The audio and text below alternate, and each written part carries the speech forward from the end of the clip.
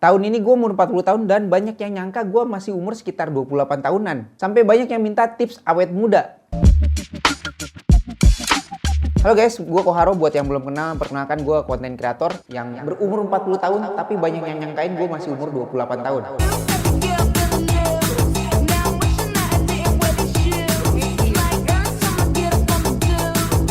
Jadi tanggal 4 Oktober kemarin gue ulang tahun dan gue bikin Q&A di Instagram, bebas orang mau nanya apa aja, dan ini pertanyaan-pertanyaannya. Sama tips awet muda, terus pertanyaan terkait umur, pertanyaan terkait nikah, pertanyaan terkait konten, pertanyaan serius, dan pertanyaan random. Oke, langsung aja ke pertanyaan pertama. Ini banyak banget yang nanyain, "Kos, tips awet muda kok, tips awet muda, pasang susuk awet muda di mana bang?" Oke, emang banyak banget yang nanya gimana sih caranya biar kelihatan tetap awet muda walaupun umur 40 tahun. Dan jawabannya gue nggak ada jawabannya. Gue sendiri pun sebetulnya nggak tahu kenapa gue umur 40 tahun masih terlihat seperti umur 28 tahunan ya. Gue bisa aja jawab pakai skincare lah, pakai olahraga lah, mindset lah, atau yang lain-lain. Tapi sejujurnya gue sendiri pun nggak tahu olahraga. Gue nggak terlalu olahraga. Makan makanan sehat ya biasa-biasa aja makanan gue. Nggak yang sehat-sehat banget. Skincare gue cuma pakai sunscreen doang. Itu juga dari umur 37 gue baru mulai pakai sunscreen. Jadi kayaknya sih menurut gue ya, ini kayak menurut gue ya genetik aja. Mungkin gen gue emang bagus, jadi umur 40 masih kayak gini mukanya. Gue nggak tahu. Maaf ya mengecewakan jawabannya. Karena emang nggak ada tipsnya, gue nggak tahu. Oke, masuk ke pertanyaan kedua. Pertanyaan terkait umur. Selama ini apakah Bang Kor sudah bahagia dan bangga dengan diri abang sendiri? Otanjubi Omedeto bang, please censor my name. Yes, gue udah bangga dan bahagia dengan diri gue sendiri karena udah banyak pencapaian yang akhirnya bisa gue capai. Ya salah satunya aset digital gue ya, ada YouTube, TikTok, Instagram. YouTube sama TikTok udah jutaan follower dan subscriber. Instagram ya lumayan lah 160 ribuan. Dan sempat bekerja sama dengan brand-brand besar juga.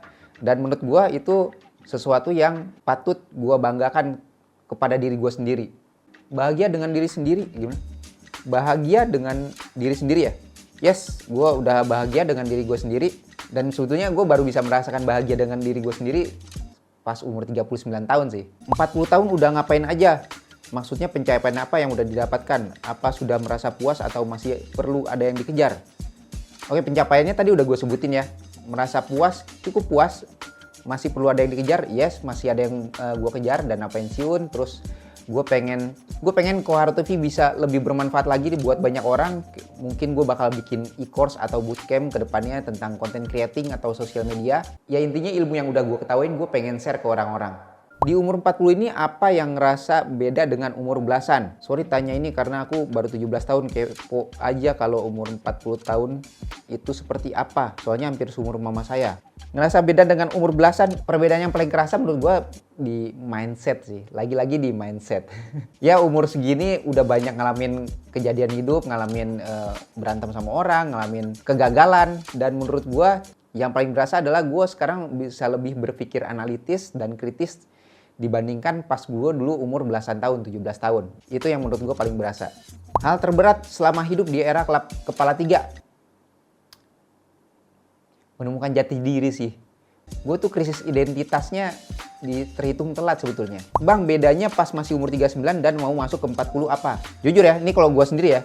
Pas 39 gue sebetulnya deg-degan, anxiety, cemas akan masa depan. Kenapa? Karena banyak target-target gue yang pengen gue capai di umur 40 tahun itu masih jauh banget dan belum tercapai. Sedangkan waktu gue tinggal setahun lagi pas umur 39. Sehari sebelum gue ulang tahun gue memutuskan untuk ke psikolog. Dan ternyata gue mengalami krisis identitas dan jati diri. Terus bedanya pas udah mau masuk umur 40 tahun, itu kan udah gue lewatin semuanya, gue udah bisa menerima diri gue sendiri dan tahu apa yang harus gue capai. Pas mau masuk umur 40 tahun, gue nggak ada rasa cemas lagi sih, karena gue udah tahu apa yang mesti gue lakukan. Menurut lu 40 tahun lu bakal menyenangkan nggak? Gue nggak tahu. Karena belum terjadi dan gue nggak expect apa-apa karena pengalaman gue yang udah-udah. Gue expect sesuatu di umur 40 tahun gue, tapi ternyata nggak kecapain. Akhirnya gue anxiety, cemas, dan kecewa sama diri sendiri. Jadi gue nggak mau berekspek umur 40 tahun gue hebat, gue menyenangkan, gue bla bla, nggak. Tapi gue lebih mau bisa menikmati proses apa yang gue jalanin aja sih. Apakah ada kecemasan di umur 40 tahun?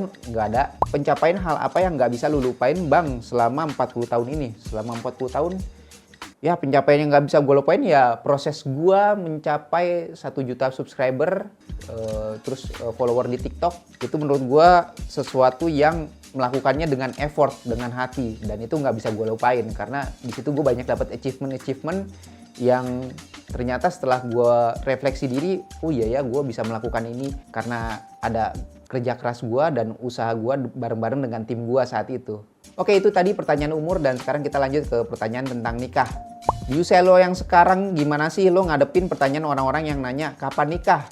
Gue pusing dikasih pertanyaan gitu mulu. Cara ngadepinnya gimana ya? Ya diterima aja lah, karena emang kan umur 40 ekspektasi orang-orang udah nikah. Tapi karena dari gue sendiri sebetulnya dari segi mental baru siap setahun 2 tahun terakhir kalau mau nikah. Kapan nikah bang? Paling nanya soal nikah, bang kapan nikah? Belum siap atau masih belum nemuin pendamping hidup?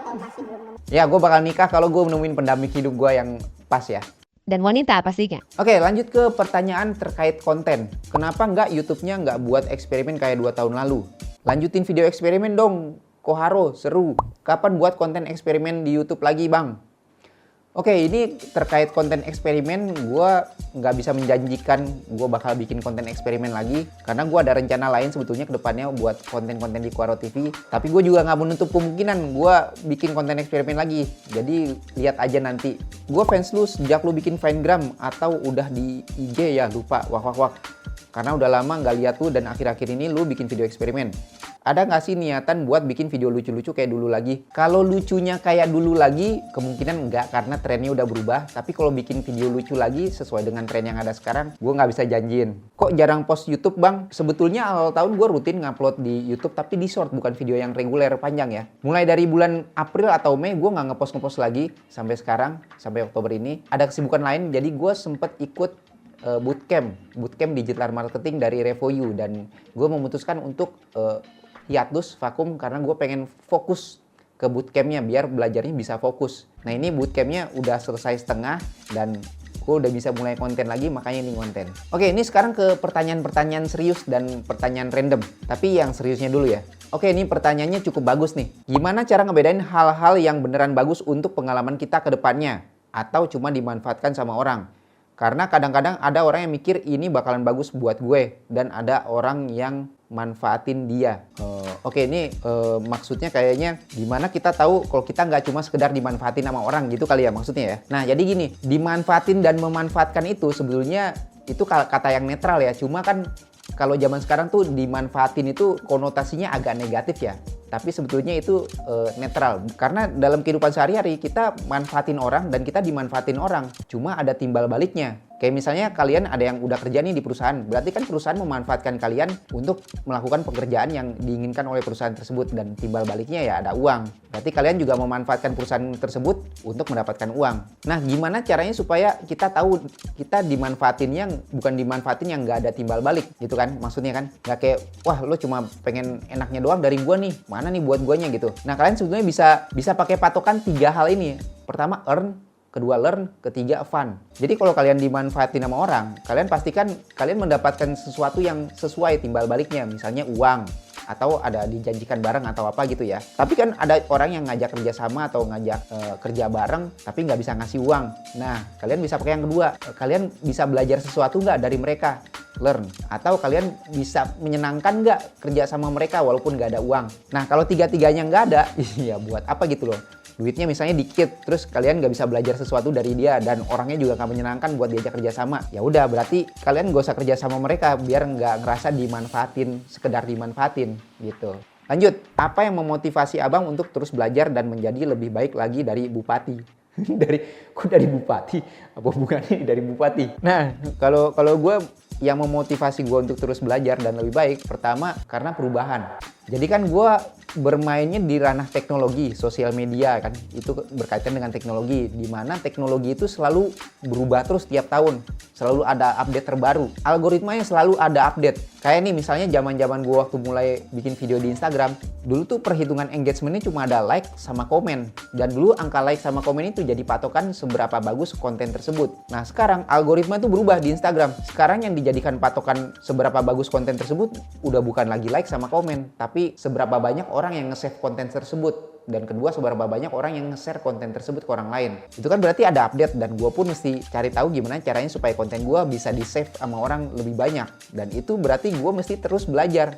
Dan gue nggak tahu nanti ke depannya mungkin ada algoritma lain lagi nih selain save sama share. Dan berarti gue tetap harus belajar lagi kalau nanti ada perubahan begitu. Dalam 40 tahun titik terendah dalam hidup lu dan cara lu menemukan jalan baliknya. Kalau gue sih merasain titik terendah hidup gue itu di umur 39 tahun, dan cara gue menemukan jalan baliknya gue mencari support, dan saat itu gue supportnya memutuskan untuk pergi ke psikolog. Dan setelah 5 sesi dari psikolog akhirnya gue udah menemukan jalur balik gue lagi. Untungnya gue nemuin psikolognya yang cocok sih, pakai BPJS, puskesmas gue psikolognya. Doa apa yang ingin segera terkabul? Apa keinginan sederhana lo sekarang tapi belum sanggup lo kerjain, dan apa alasan lo nggak mampu ngerjain itu? Gue pengen bisa tidur 8 jam lagi dan bangun-bangun gak megang HP selama 1 jam, dan tidurnya paling lambat jam 10, bangun jam berapa tuh berarti? Jam 5, 7 jam lah, tidur 7 jam. Di akhir tahun 2022 sebetulnya gue sempet ngerasain itu selama beberapa bulan, dan itu rasanya enak banget, tidur seger gitu ya, tidur puas, nyenyak, bangun-bangun seger, gak megang HP, pikiran jadi fresh, terus siang-siang tuh energinya ada terus sepanjang hari karena tidurnya cukup. Sekarang kenapa nggak mampu ngerjain lagi? Gue juga nggak tahu nih kenapa nih sekarang nggak bisa kayak gitu lagi, karena malam-malam tuh masih ada kepikiran ngerjain ide, tugas, dan macem-macem. Sampai akhirnya gue sekarang lebih sering tidur jam 12-an lagi, padahal dulu jam 9, jam 10-an udah tidur. Dan gue menjelang pagi kan cahaya udah mulai muncul tuh lewat jendela. Itu otomatis gue bangun. Walaupun gue tidurnya jam 1, jam 2, jadi gue tidurnya sekarang kurang. Hal apa dan di umur berapa yang lo rasain baru kemarin tapi ternyata itu udah lama banget? Kayaknya nggak ada deh. Ada nggak ya? Yang kayak baru kemarin gitu ya? Apa ya? Nggak ada lagi. Izin bertanya bang, sampean lebih sreg dibilang mas, pak, atau bang pada saat secara langsung maupun di media sosial? Gue sebetulnya lebih seneng dipanggil bang sih. Oke bang? Pas mama hamil Kohar ngidamnya apa? Mari kita tanya. Wah, nyokap gue juga lupa ngidamnya apa. Suka-suka Bang Kohar selama perjalanan dari bikin YouTube hingga konten kreator hingga sekarang ini. Suka-suka, ini nggak ada dukanya ya? Ini salah tulis atau emang pengennya suka-suka doang? Kalau suka-suka, gue nge-YouTube jadi konten kreator, itu yang gue incer adalah sebetulnya time freedom sama kebebasan berekspresi. Dan itu sukanya tuh. Suka-sukanya gue menjadi konten kreator.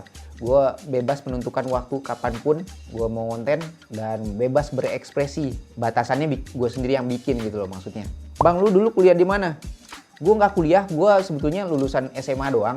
Terus lulus SMA gue sempat ngambil kursus 3D animation multimedia. Di situ gue belajar Premiere, After Effects, sama Photoshop, dan itu yang gue jadikan bekal untuk gue nyari duit jadi freelance video editor. Dirayain nggak bang? Kalau iya request lilin angka 29, jangan 40. Dirayain sih, tapi cuma sama keluarga inti doang, dan gue nggak ada sempet foto-foto lagi kemarin. Jadi nggak dirayain besar-besar, nggak pakai kue-kuean atau lilin juga. Oke, sekian dulu untuk video Q&A kali ini. Kalau kalian punya ide atau punya saran, boleh komen di bawah ya. Gue rencananya sebelumnya bikin konten tentang sosial media atau konten creating. Kalau kalian punya pertanyaan terkait sosial media atau konten creating, boleh juga komen di bawah ya. Yaudah, sampai jumpa di video selanjutnya. Gue Koharo, dan jangan lupa like, comment, subscribe, dan science bro!